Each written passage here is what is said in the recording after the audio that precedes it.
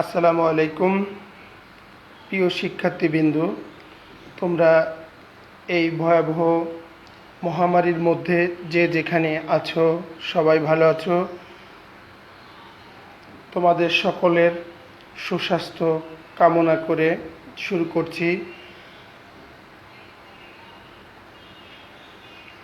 আমি হুমায়ুন কবির, অর্থনীতি বিভাগের শিক্ষক।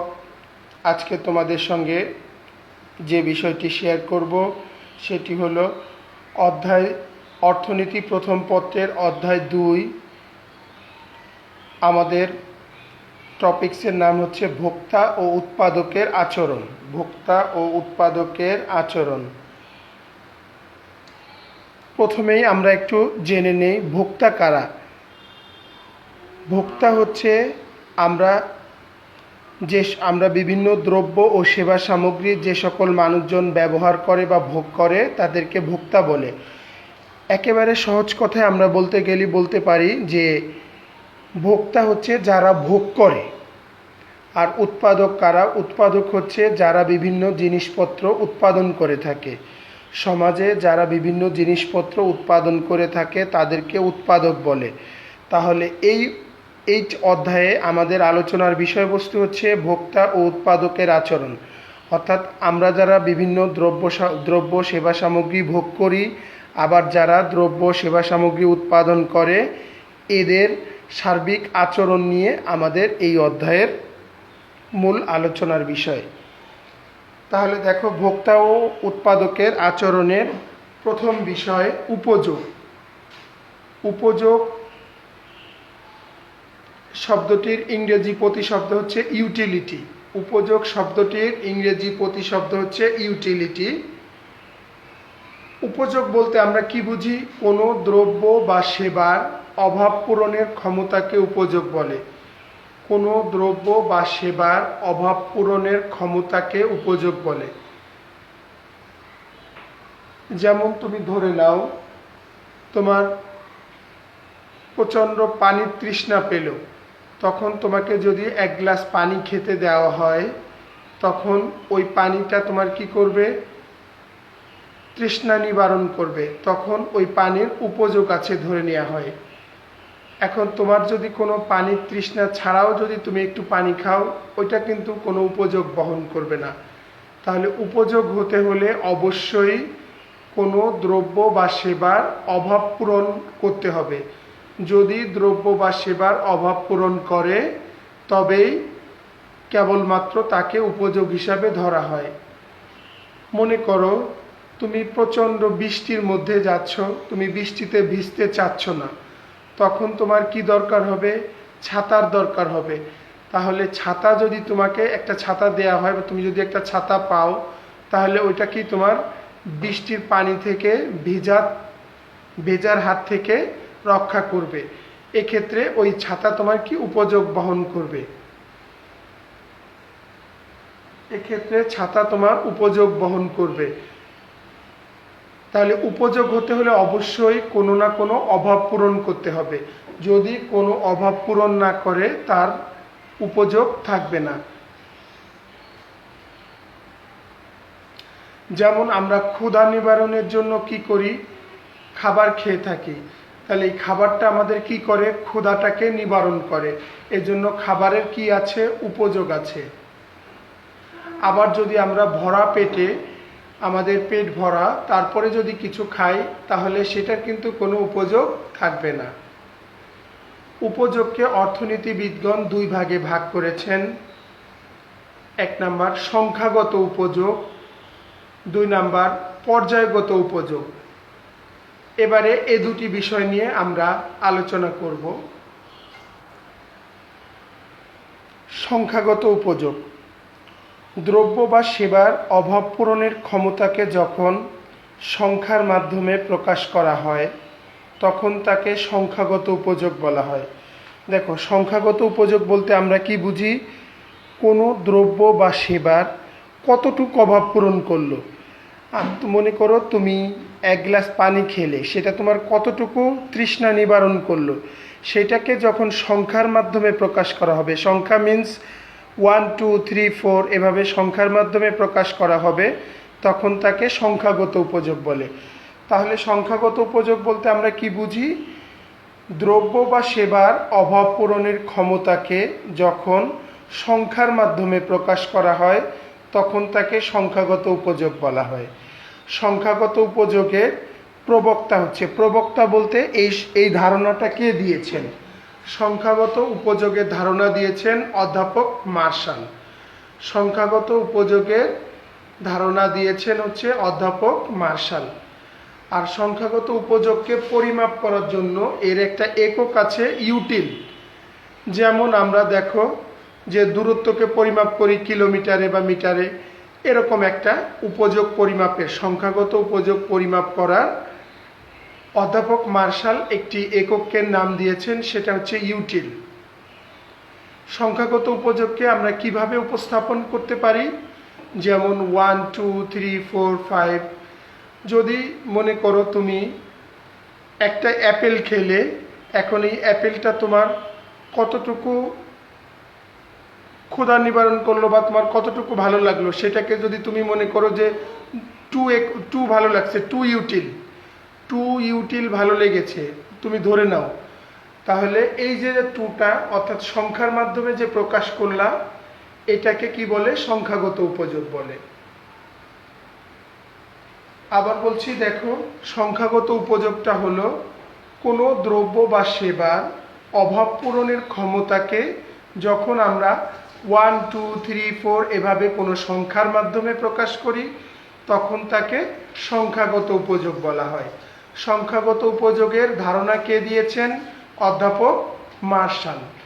উনি এই সংখ্যাগত উপযোগের একটি এককের নাম দিয়েছেন, এটির নাম হচ্ছে ইউটিল।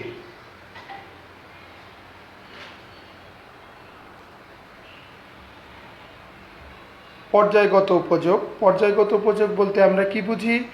দ্রব্য বা সেবার অভাব পূরণের ক্ষমতাকে যখন মানসিকভাবে তুলনা করা হয়, তখন তাকে পর্যায়গত উপযোগ বলে।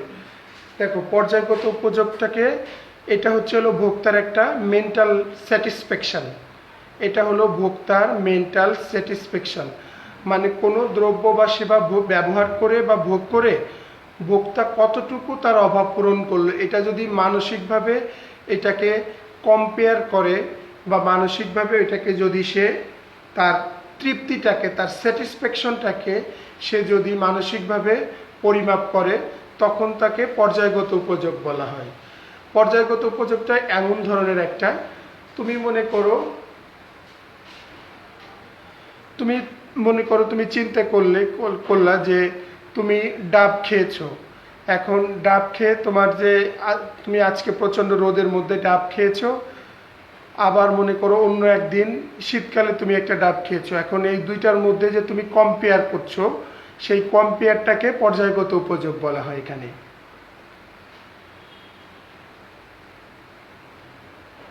আবার বিভিন্ন প্রোডাক্টের মধ্যেও হতে পারে এটা। যেমন তুমি মনে করো যে তুমি এখন রোদের মধ্যে তুমি ধরো আইসক্রিম খেয়েছো, আইসক্রিম খেয়ে তুমি যে তোমার যে স্যাটিসফ্যাকশনটা, তুমি আবার চিন্তা করলে না, আইসক্রিম না খেয়ে যদি আমি ডাব খাই, তাহলে ডাব খাওয়ার মধ্যে কি স্যাটিসফ্যাকশন আছে?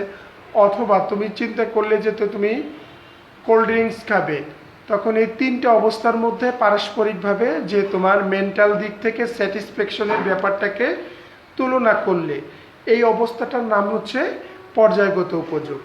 অর্থনীতিবিদ জে.আর. হিকস ও অর্থনীতিবিদ অ্যালেন এই পর্যায়গত উপযোগের প্রবক্তা। পর্যায়গত উপযোগকে আমরা কিভাবে পরিমাপ করি? প্রথম, দ্বিতীয়, তৃতীয়, মানে প্রথম সংমিশ্রণ, দ্বিতীয় সংমিশ্রণ, তৃতীয় সংমিশ্রণ, কিন্তু 1 2 3 সংখ্যার মাধ্যমে এটাকে পরিমাপ করা যাবে না। দেখো, মোট উপযোগ। এবার মোট উপযোগের ইংরেজি প্রতিশব্দ হচ্ছে টোটাল ইউটিলিটি। মোট উপযোগের ইংরেজি প্রতিশব্দ হচ্ছে টোটাল ইউটিলিটি। কোনো দ্রব্য বা সেবার বিভিন্ন একক হতে যে উপযোগ পাওয়া যায় তার সমষ্টিকে মোট উপযোগ বলে। মনে করো তুমি প্রথমে একটা অ্যাপেল খেলে, অ্যাপেল থেকে তুমি উপযোগ পেয়েছো 10 ইউটিল। এবার আবার সেকেন্ড অ্যাপেল খেলে দ্বিতীয় অ্যাপেল থেকে তুমি উপযোগ পেয়েছো 8 ইউটিল। আবার তৃতীয় একক থেকে তুমি উপযোগ পেয়েছো 7 ইউটিল। এখন এই তিনটার যোগফল, তুমি 3টে অ্যাপেল খেয়েছো, 3টে অ্যাপেল খেয়ে তোমার এই যে উপযোগটা হলো দেখো 10, 8, 7, এই তিনটাকে যদি আমরা যোগ করি, যোগ করে কি ফলাফল পাবো 25। তাহলে 25 যে ফলাফলটা পেলাম এটা হলো মোট উপযোগ। মানে তুমি 3টা অ্যাপেল খেয়ে যে উপযোগটা লাভ করেছো সেটাকে মোট উপযোগ বলে। অর্থাৎ যে কোনো একটা জিনিসের তুমি যতগুলো ব্যবহার করবে প্রত্যেকটি থেকে যে উপযোগটা পাবে সেই উপযোগগুলোর সমষ্টিকে মোট উপযোগ বলে। সূত্রের মধ্যে আমি লিখেছি দেখো TU for total utility x1 plus x2 plus x3 plus xn dot dot. x1 মানে তুমি x দ্রব্যের প্রথম একক ব্যবহার করছো, x2 হচ্ছে দ্বিতীয় একক ব্যবহার করলা, x3 তৃতীয় একক ব্যবহার করলা, এভাবে ডট ডট xn যতগুলো একক ব্যবহার করবা তার প্রত্যেকটা থেকে তুমি যতটুকু উপযোগ পাবে তার সমষ্টিটাকে, তার যোগফলটাকে কি বলে, মোট উপযোগ বলে। মানে প্রত্যেকটি যে কোনো একটা দ্রব্যের বিভিন্ন একক থেকে যে উপযোগটা পাওয়া যাবে তার সমষ্টিকে মোট উপযোগ বলে। প্রথমে তুমি মনে করো প্রথমে একটি আইসক্রিম খেয়েছো, তার থেকে উপযোগ পেলে 10, দ্বিতীয় আইসক্রিম থেকে 8, তৃতীয় আইসক্রিম থেকে 7। এবার 3টে আইসক্রিম খাওয়ার পরে তোমার টোটাল উপযোগটা কত হবে, ওই 3টার যোগফল।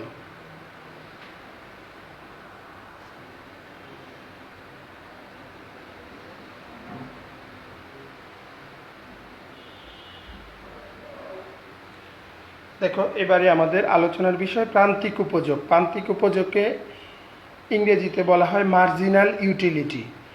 কোনো দ্রব্য বা সেবার অতিরিক্ত এক একক ব্যবহারের মাধ্যমে মোট উপযোগে যে পরিবর্তন ঘটে তাকে প্রান্তিক উপযোগ বলে। কোনো দ্রব্য বা সেবার অতিরিক্ত এক একক ব্যবহারের ফলে মোট উপযোগের যে পরিবর্তন ঘটে তাকে প্রান্তিক উপযোগ বলে। তাহলে প্রান্তিক উপযোগ অর্থাৎ এমইউ, মার্জিনাল ইউটিলিটিকে সংক্ষেপে কি বলা হয়, এমইউ। এমইউ ইকুয়াল হবে কি মোট উপযোগের পরিবর্তন ভাগ দ্রব্যের পরিমাণের পরিবর্তন ইকুয়াল ডেল্টা, ত্রিভুজের মতো যেটা ওইটাকে আমরা কি বলি, ডেল্টা বলি, delta TR by delta Q, অনেকে ডেলও বলে, del TR by del Q. আচ্ছা এবার একটা উদাহরণের মধ্যে আমরা চলে যাই। দেখো মোট উপযোগ, দ্রব্যের একক মোট উপযোগ, প্রান্তিক উপযোগ। টিইউ মানে বোঝাচ্ছে মোট উপযোগ আর এমইউ হচ্ছে প্রান্তিক উপযোগ। এখন তুমি যখন এক একক দ্রব্য ব্যবহার করছো তখন মোট উপযোগ 10। এক এককের ক্ষেত্রে মোট উপযোগ ও প্রান্তিক উপযোগ দুটাই কি হবে, সমান হবে, এজন্য প্রান্তিক উপযোগও 10। 2 একক দ্রব্যের ক্ষেত্রে মোট উপযোগ বৃদ্ধি পেয়ে 15 হলো। এবার প্রান্তিক উপযোগ কত হবে এটা কিভাবে বের করব, 15 থেকে 10 বিয়োগ করে, অর্থাৎ তুমি যেটা বের করবে সেটা থেকে আগেরটা বিয়োগ, তুমি যেটা বের করবে সেটা থেকে এর পূর্বেরটা বিয়োগ করবে। তাহলে 15 থেকে 10 বিয়োগ করব, আমি পাশের ঘরে দেখিয়ে দিয়েছি, দেখো কত হবে 5। তৃতীয় এককের ক্ষেত্রে 18, এগুলো কিন্তু কাল্পনিক ধরে নেওয়া হয়েছে, এগুলো তুমি ভিন্ন মানও ধরতে পারবে। 3 এককের ক্ষেত্রে 18। এবার এক্ষেত্রে প্রান্তিক উপযোগটা কত হবে, 18 মাইনাস 15 ইকুয়াল 3। 4 এককের ক্ষেত্রে 18, তাহলে 18 থেকে 18 বিয়োগ করলে কি হবে 0। 5 এককের ক্ষেত্রে 14, তখন কি 14 থেকে 18 বিয়োগ করলে -4। তাহলে আমরা কি দেখতে পেলাম, প্রান্তিক উপযোগ কিভাবে বের করতে হয়, যে পরের মান থেকে উপরের মান বিয়োগ, মানে তুমি যে মানটা বের করতে চাও সেটা থেকে এর আগের মানটাকে বিয়োগ করতে হয়, প্লাস মাইনাস যে কোনোটা হতে পারে। এর অর্থ হচ্ছে প্রান্তিক উপযোগ কি হয়, প্রান্তিক উপযোগ আস্তে আস্তে হ্রাস পায়, কমে যায়, এক পর্যায়ে শূন্য হয় এবং কোনো এক সময় ঋণাত্মক হয়, কোনো এক সময় ঋণাত্মক হয়। আবার দেখো, প্রান্তিক উপযোগটা আমরা বের করেছি পরের মান থেকে উপরের মানকে বিয়োগ করে, আমি প্রত্যেকটাকে এমইউ এর মধ্যে দেখিয়ে দিয়েছি। আর এটা হলো কি, যে তোমার উপযোগের একটা লেভেল আছে, যখন তুমি কোনো একটা জিনিস ব্যবহার করবে, উপযোগ যখন ম্যাক্সিমাম পর্যায়ে চলে যাবে, অর্থাৎ সর্বোচ্চ পর্যায়ে চলে যাবে, তখন আস্তে আস্তে আবার উপযোগটা কমে যায়। এই জন্য প্রান্তিক উপযোগটা ক্রমান্বয়ে হ্রাস পায় এবং একটা পর্যায়ে শূন্য এবং ঋণাত্মক হয়ে যায়। যেমন ধরো, তুমি যদি প্রতিদিন, মনে করো ইলিশ মাছ সবাই কম বেশি পছন্দ করে, এখন তুমি যদি প্রতিদিন ইলিশ মাছ খাও, দেখো প্রতিদিন ইলিশ মাছ খেতে গেলে কন্টিনিউ, তখন কি ভালো লাগবে? একটা পর্যায়ের পর কিন্তু আর ভালো লাগবে না, তখন ইলিশ মাছ তোমাকে দেখলেই শরীরে চুলকানি ধরে যাবে। এই জন্য এটাকে বলছে যে কোনো একটা দ্রব্য যত বেশি ব্যবহার করবা, ওইটার আস্তে আস্তে ফিলিংসটা, তৃপ্তিটা কমে যায়, এক পর্যায়ে ঋণাত্মক হয়ে যায়। এক পর্যায়ে দেখবা যে তুমি ইলিশ মাছ দেখলেই তোমার শরীরে চুলকাবে, তখন নেগেটিভ হয়ে যাবে তোমার প্রান্তিক উপযোগটা। তাহলে আমাদের আজকের আলোচনায় আমরা শিখেছি উপযোগ কাকে বলে, সংখ্যাগত পর্যায়গত উপযোগ কি, মোট উপযোগ ও প্রান্তিক উপযোগ কি, এবং এদের ধারণাগুলো। তাহলে আজকে এই পর্যন্ত। সবাই ভালো থাকো, সবার সুস্বাস্থ্য কামনা করে বিদায় নিচ্ছি। আল্লাহ হাফেজ।